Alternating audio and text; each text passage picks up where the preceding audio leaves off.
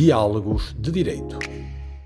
Bem-vindos ao programa Diálogos de Direito. No programa de hoje vamos falar sobre crimes de colarinho branco e o nosso convidado de hoje é o Dr. Joaquim Rodrigues, da Sociedade Clementino Cunha e Associados, nosso parceiro neste programa.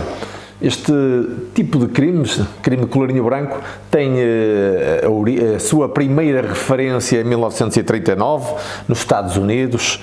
O sociólogo e criminologista Edwin Sutherland designou precisamente por white collar crime, seria na altura o crime de pessoas de estatuto elevado que se apropriavam indevidamente de dinheiro.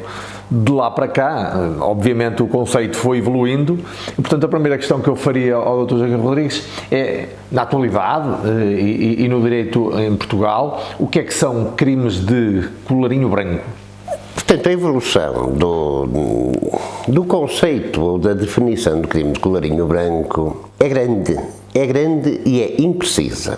Isto é, quando é definido este crime de colarinho branco, por contraposição ao considerado crime de colarinho azul, que era o crime dos trabalhadores da classe baixa, dos assalariados, quis-se dizer que este crime de colarinho branco era o crime cometido por quem parecia que não cometia crimes, ou seja,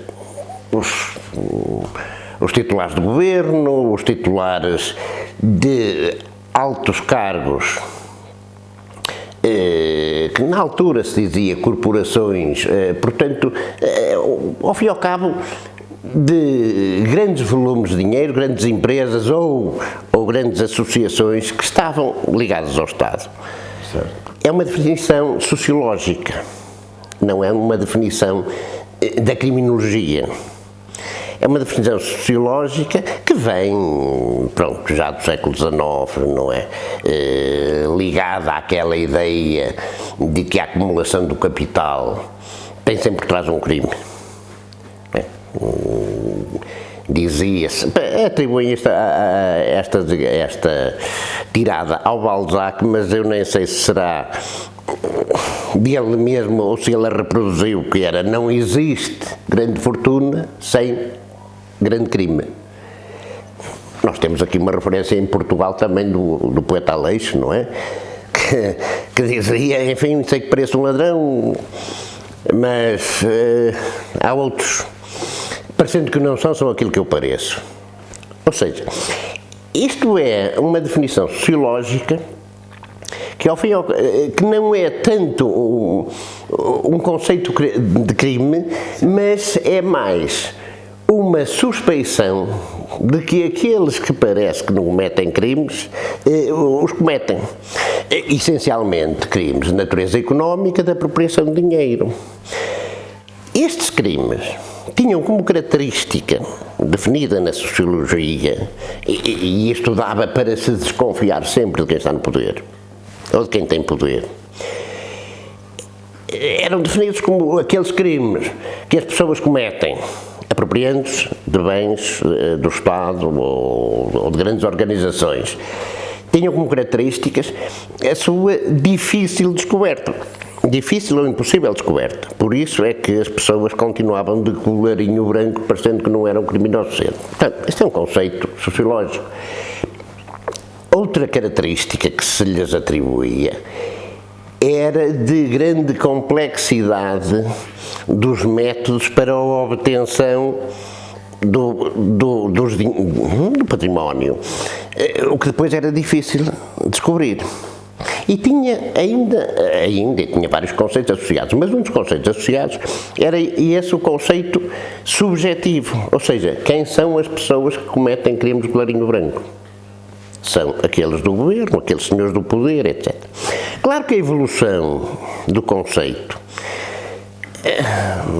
transformou-o, porque hoje, e daí para cá, foi-se evoluindo. Há várias teorias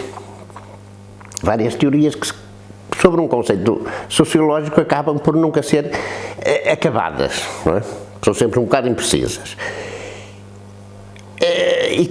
Portanto, partiu-se mais do conceito subjetivo de quem é que comete o crime, os grandes e os poderosos, para quais são os crimes de colarinho branco.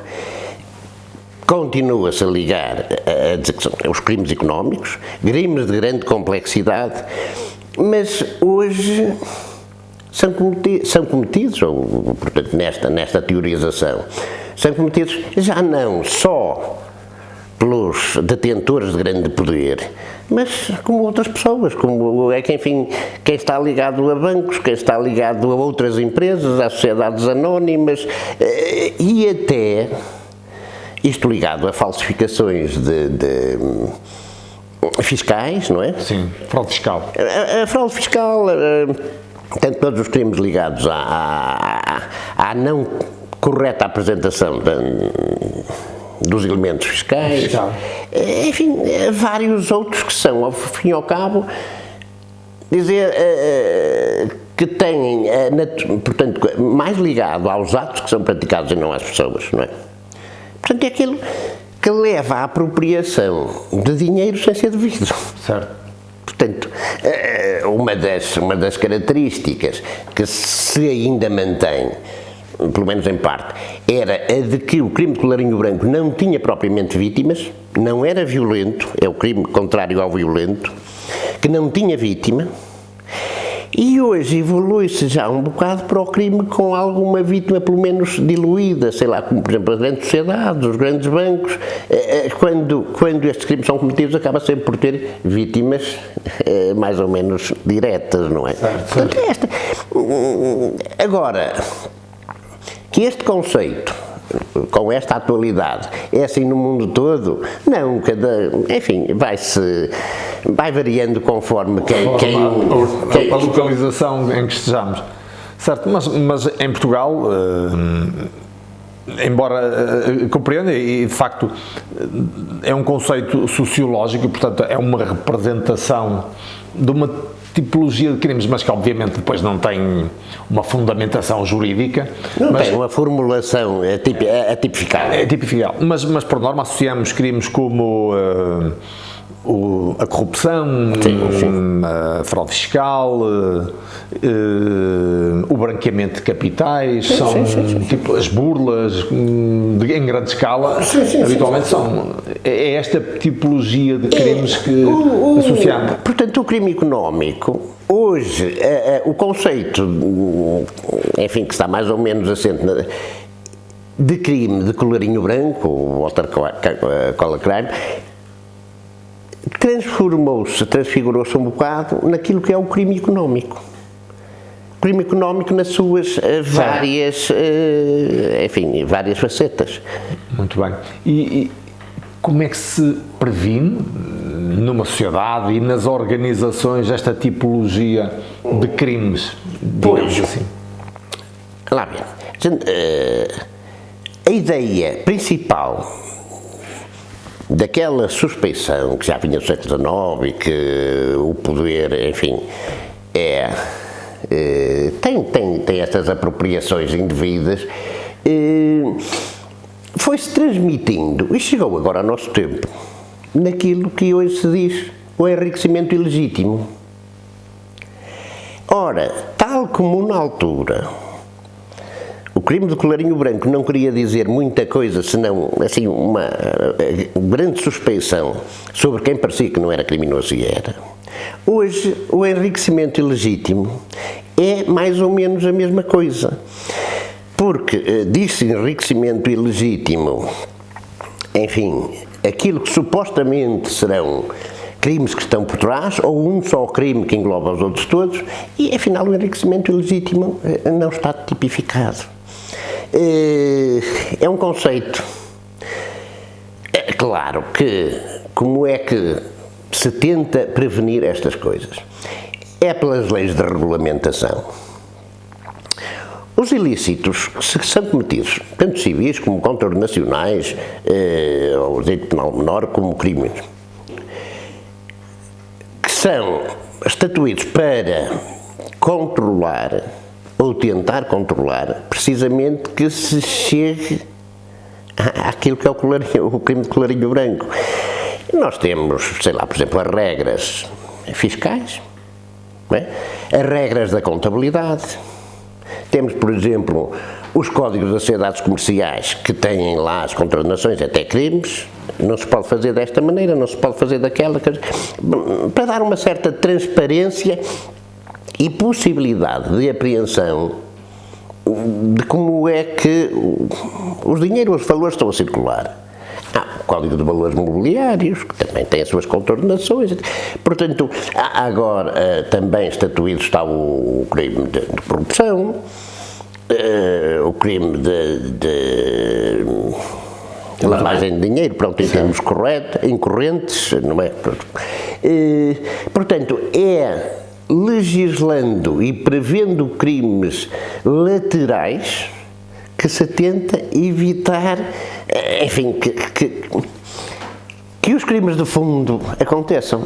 Um bom exemplo também é o Código dos Contratos Públicos, para tentar evitar a viciação de contratações à partida. Sim, senhor. Mais uma vez, para a questão da transparência. Todos os códigos que tentam organizar um modo de atuação para gasto dos dinheiros públicos, para que os dinheiros não vão por um lado e venham por outro. Dentro das organizações mais empresas, temos agora uma obrigatoriedade relacionada com aquele regime para a prevenção de problemas com corrupção e branqueamento de capitais que estas empresas, sobretudo as com mais de 50 trabalhadores, são obrigadas a implementar, que é também uma forma de tentar prevenir. Todas essas formas, portanto, portanto, aquela questão do beneficiário efetivo, portanto, tudo para ver por que pessoas é que passa o dinheiro, ou por que pessoas é que passam os valores, enfim, valores económicos, não é? Portanto, por onde passa, para prevenir um bocado a junção desse dinheiro, para que depois, no fim, apareça esse dinheiro na posse deste ou daquele, sem justificação, portanto, o enriquecimento é injustificado. Enfim, portanto, todas a prevenção, isto tem a ver também com a evolução do alargamento do conceito. Previne-se aqui nas empresas, previne-se nos valores mobiliários, previne-se no beneficiário efetivo, previne-se na questão fiscal e, portanto, isto só significa que o conceito está sempre a fugir à frente e que aquilo que se vinha, que se sentia de início, que era um crime difícil, enfim, difícil descoberta e difícil controle, acaba por ser uma permanência, porque, obviamente, ao elaborar as maneiras cada vez mais sofisticadas, e agora temos ainda também uma das maneiras sofisticadas que pode ser, que é através dos meios tecnológicos, enfim, da internet, enfim, de todas essas possibilidades tecnológicas de disfarçar muitas vezes até quem é a pessoa, portanto, acaba por obrigar sempre àquilo que sempre foi o fisco, ou então o controle dos dinheiros públicos sobre o rato, o gato e o rato. Portanto, sem dúvida. Vai continuar sempre a ser assim. Sem dúvida. Foi um excelente programa. Percebemos, de facto, a evolução dinâmica que existe nesta tipologia de crimes, como em outras, e que, de facto, é preciso os países, as sociedades, estarem sempre a adaptar os seus códigos, as suas regulamentações, as suas formas de fiscalização, porque, de facto, os conceitos vão evoluindo, a tecnologia traz novos desafios, novas oportunidades para todos os efeitos e é preciso responder presente para que se defenda de facto uma sociedade equilibrada e justa, prevenindo a ocorrência dos crimes, mas também é cada vez é também muito importante que se defenda os direitos de todos. E aquilo que tínhamos no passado de termos a presunção de culpabilidade de todos também não é uma coisa que é desejável. É importante que haja uma presunção de inocência. Pois, é que como disse há bocado, quer dizer, isto como conceito sociológico, é evidente que é sociológico, é da sociologia política, e isto acaba sempre por alimentar determinadas suspeitas de quem lhe interessa ter suspeitas sobre os outros, não é? Portanto, é evolutivo, quer dizer, eles têm que se vender de uma maneira ou de outra. Agora, em termos criminais, é evidente que não se tem feito a previsão e a punição do enriquecimento ilegítimo porque é difícil lá chegar. É difícil lá chegar porque não se pode presumir que as pessoas são criminosas, não é? Muito bem. Muito obrigado pela sua disponibilidade. Sigam-nos nas nossas redes sociais e desejo a todos uma ótima semana. Muito obrigado. Diálogos de Direito. Este podcast conta com o apoio Caetano Auto.